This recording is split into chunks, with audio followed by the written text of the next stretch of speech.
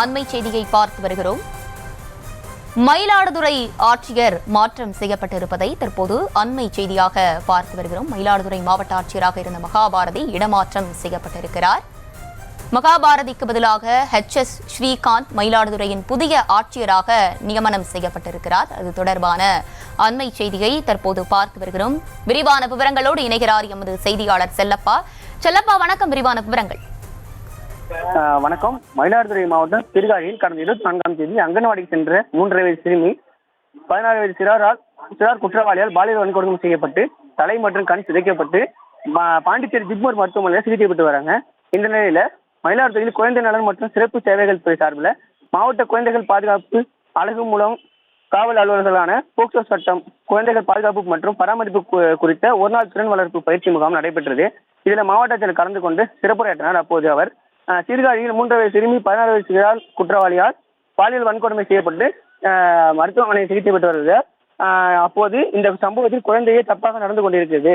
எனக்கு கிடைத்த ரிப்போர்ட்டின்படி அந்த குழந்தை சிறுவனின் முகத்தில் துப்பியுள்ளதால் அதுக்கு காரணம். எனவே இருதரப்பையும் பார்க்க வேண்டிய கட்டாயத்தில் நாம் இருக்கிறோம். இது போன்ற விஷயங்களை குழந்தைகளுக்கு சொல்லித் தருவது குறித்து பெற்றோர்கள் உணர வைக்க வேண்டும் என்றும் பேசினார்.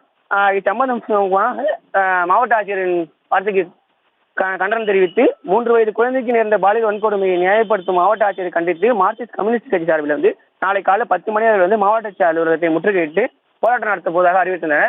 மேலும் மாவட்ட ஆட்சியரை கண்டித்து தமிழ்நாடு பாஜக மாநில தலைவர் அண்ணாமலையும் தனது எக்ஸ்ட்ரா பக்கத்தில் கண்டனம் பதிவிட்டுள்ளார்.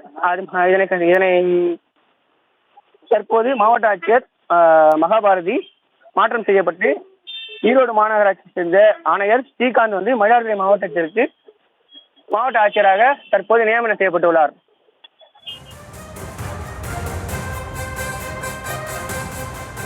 லாஸ்ட் வீக் நடந்த அந்த 3 வயசு குழந்தைக்கு பாத்தீங்கன்னா அது அந்த குழந்தையே தப்பா நடந்திருக்கு.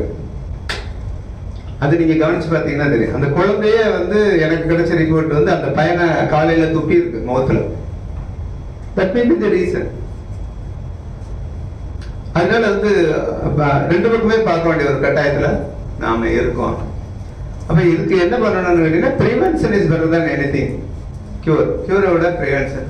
இது கூட அந்த லாஸ்ட் வீக் நடந்த அந்த 3 வயசு குழந்தை.